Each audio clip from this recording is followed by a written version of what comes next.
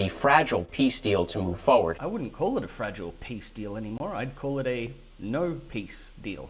For more, Robin, Hamas put out a statement today saying it affirms its full commitment to implementing everything agreed upon in the ceasefire. How fragile is this deal right now? It's not fragile, buddy boy. It's non-existent. Well, sadly, the ceasefire did not last long. Israel confirms new strikes inside Gaza as of today, and this comes right as Vice President Vance is about to visit the region.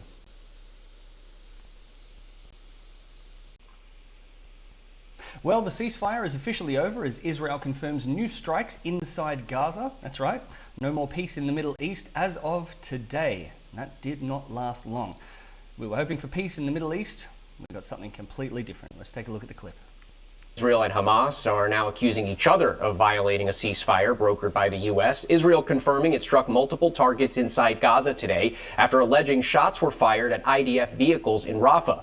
Hamas denies any involvement. Its health ministry reporting at least 18 deaths connected to Israeli strikes. Now Israeli Prime Minister Benjamin Netanyahu is asking Israeli defense officials to act forcefully against terrorist targets in Gaza. Meanwhile, Hamas says it's now recovered the body of another Israeli hostage. So far, Hamas has returned the remains of 12 of the 28 dead hostages and says Israel's operations in Gaza are slowing down the search for the remaining bodies. What's your next move, Trump? He's particularly quiet at the moment since this news has broken. We'd be looking to him for a few comments about this. What's the plan? I mean, surely he had a plan B if this all went up in smoke. Excuse the pun. Comes as Vice President J.D. Vance is set to travel to Israel this week to push for the second phase. Oh, that's right. This is his all-important travel out to the Middle East. So no peace in the Middle East, and Vice President Vance is now on his way to visit the region. Of the fragile peace deal to move forward. Let's bring in foreign affairs analyst, author, and journalist Robin Wright. I wouldn't call it a fragile peace deal anymore. I'd call it a no peace deal. For more, Robin, Hamas put out a statement today saying it affirms its full commitment to implementing everything agreed upon in the ceasefire. How fragile is this deal right now? It's not fragile, buddy boy. It's non-existent. And are both sides holding up their ends of the bargain? Well, that's the bottom line, that the ceasefire is very fragile, as often happens at the end of wars, not only in the Middle East. That's why J.D. Vance and Steve Witkoff and Jared Kushner are heading back to the region to deal with these, what we hope are just hiccups in the return. Hiccups in the shape of missiles, okay. Return of the last deceased hostages, as well. That looks like quite the hiccup in that photo, doesn't it? As regulating aid into the Palestinian territories.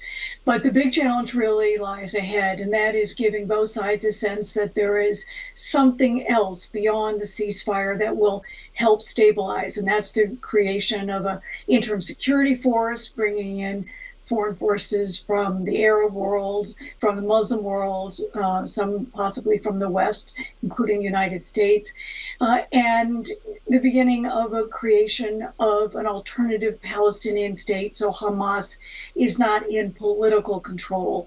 These are huge jobs, and of course there's a reconstruction as well, which could take up to a decade. Sounds quite dangerous, to be honest, as well, doesn't it?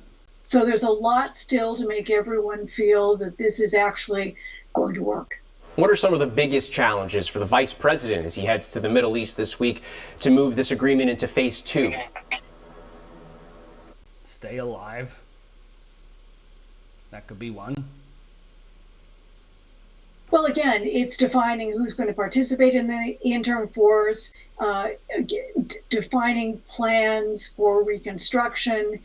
There's talk of taking Rafah and making it a model state for an area within Gaza that is not ruled by Hamas. One of the big questions, of course, is who's going to pay for all of this, because the United States has indicated it's not going to provide a cent when it comes to the reconstruction of Gaza. So who is going to pay for it? The president has talked about, wealthy Arabs, wealthy. Let's broker a deal and then handball it off to the wealthy Arabs. That'll work. Oh my goodness. What's in it for them, Donny J? What's in it for the wealthy Arabs? if you're going to hand it off to them, there's going to be something in it for them. More wealth? Intriguing concept. Surely something that you've thought about when brokering this deal. The countries, but when you look at the environment that's talking about it, 2 or 3 countries in the Gulf, not many beyond, could provide the kind of funding that is required. There are tens of billions, hundreds of billions potentially to rebuild the state, given the devastation. 93% of residences alone have been destroyed or damaged. You know, President Trump said earlier this week, if Hamas continues to kill people in Gaza, we will have no choice but to go in and kill them. Do you see Hamas willing to give up its power in the region? And what does a transition of governance actually look like? Well, it's not only surrendering power, it's also surrendering arms. And this is where we don't have the details of that. One of the problems with finding an alternative to Hamas is talking about technocratic Palestinians and others from the outside world that would be part of this board of. Here's an idea. All future military weapons and ammunition, put a smart chip inside of them and then just switch them off. Because let's face it, a lot of the people that sold these military weapons to these military people that are causing all the problems actually probably came from a little closer to home than what many people might realize. Watch the film War Dogs. It might give you an indication of how people are getting access to all of these weapons.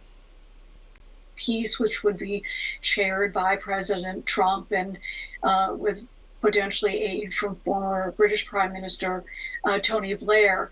But, you know, how does this work? Remember that Hamas emerged because of the deep resentment toward Fatah, which rules in the West Bank, to the fact that Gaza got the kind of small end of funding and aid. So, you know, these are big, big, big questions. And just how does Hamas give up power? And, you know, when people still feel. Do we have any kind of, you know, please give up power, Hamas, and then, you know, we'll set up a post-Hamas career job helpline or something like that, you know? Because, I mean, these people, they're going to need jobs. They're not going to have anything to do. Maybe help connect them with hobbies or something like that. Resentment. So, you know, this is, again, you can't kill an idea, and how do you create an alternative idea that will attract Palestinians and help stabilize politically the Gaza Strip? Robin Wright, we thank you for your time. Okay, well, that's it, guys. Share this around because, I mean, this is breaking news right now. A lot of people think that it was all very successful with the peace in the Middle East deal. Unfortunately, that's not the case.